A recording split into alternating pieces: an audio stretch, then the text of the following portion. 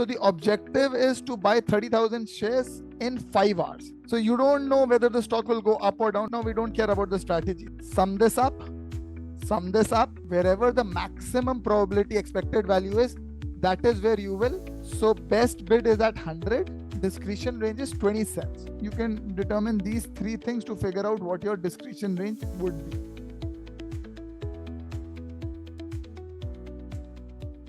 Say you are at a trading desk. The client calls you at 10 a.m. and says that he wants to buy 30,000 shares of Microsoft at the best possible price.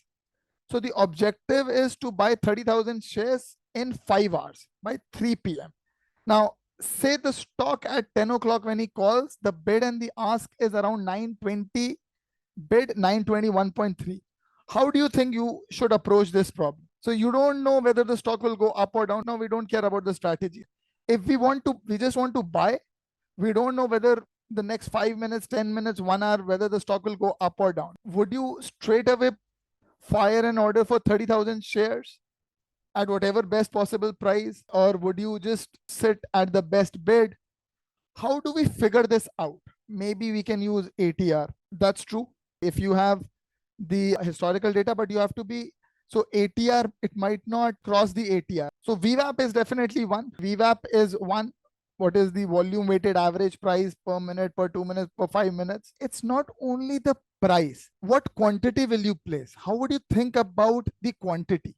Would you straight away buy 30,000 shares in one go? How would you slice it?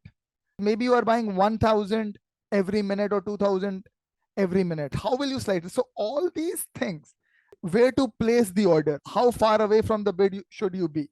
All these things matter when you are executing your strategy. VWAP is a very commonly metric that is used. So I'll just use VWAP here. So you can calculate this. Right here, I'm just aggregating the average trade price and the volume every 15 minutes. You can do it every minute. You can do it every second, every tick. That's fine. The volume weighted average hourly price was 920 till 10 a.m. and the number of shares traded at that price in the market was 50,000. So we just multiply the price into the volume for each hour. Sum this up, the price into volume. So this is the cumulative price into volume. I have the total volume with me, and then divide the cumulative price into volume by the total volume. All these 30,000 shares, you bought them at $925. Now, is it a good buy or a bad buy? You tell your client at 3 p.m. that your order has been fulfilled. We've bought this stock at $925. One of the easiest metrics that the client might use is VWAP. So say if the VWAP is around 927, then the client knows that you've done a great job.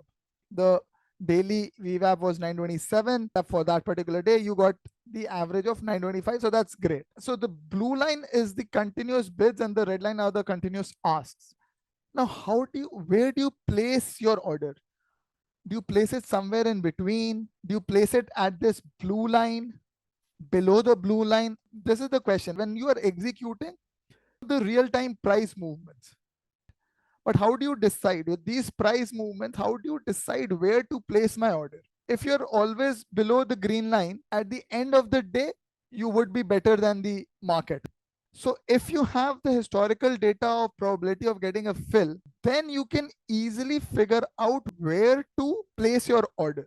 If the green line is above the red line, then you'll grab shares because the VWAP is above the red line here. So it's above the R, so you can easily buy.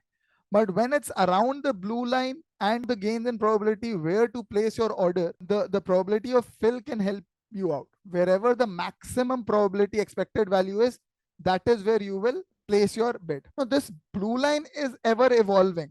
This blue line is the best bid for every time frame. So all I'm saying is if the green line is around this blue line, then you have to, so the first thing is you have to be below the green line. How much below would be determined by your expected value. You also have to think about the quantity. How much quantity should I place in my each order? For this, if you have historical data about the volume, for example, when the market, there's a huge volume spike when the market opens till 10, from 9:15 till 10 o'clock, there's a lot of volume in the market. So if you know that what is the volume that gets traded, say every 10 minutes, every 15 minutes, and when are these volume spikes, then you know how much volume you can try to enter for each. So if there's a lot of volume getting traded, then you can to try to capture that those volume, you can keep your volume quantity size higher. And in dull periods, you can sort of manage your quantity accordingly. All right, so let me just give you an example. Say this is the order book. Your best bid is at 100, your best ask is at 100.5. You peg your buy limit order at best bid plus 10 cents with a discretion range of 20 cents. So best bid is at 100, discretion range is 20 cents. Now I'll just cover a couple of cases of what can happen. Now, because the best bid was at 100, you place your order at 100.1 because you are pegging at best bid plus 10 cents and your discretion range is 20 cents. So you are at 100.1 now because of your pegging. Now your code knows that if there's a ask at 100.3, you can modify. So now you'll just use your pegging, you sit here. If a sell order comes at 100.3, then obviously you will use your discretion range and you will modify your order from 100.1 to 100.3 and it will get executed. Now, case 2, say a new buy order comes at 100.2.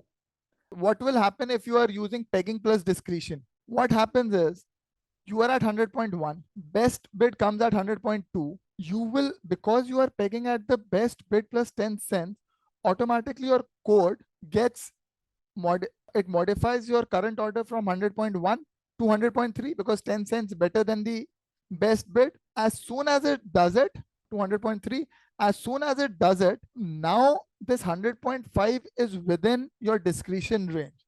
So your discretion range will be used and you will immediately fire an order from 100.3 to 100.5.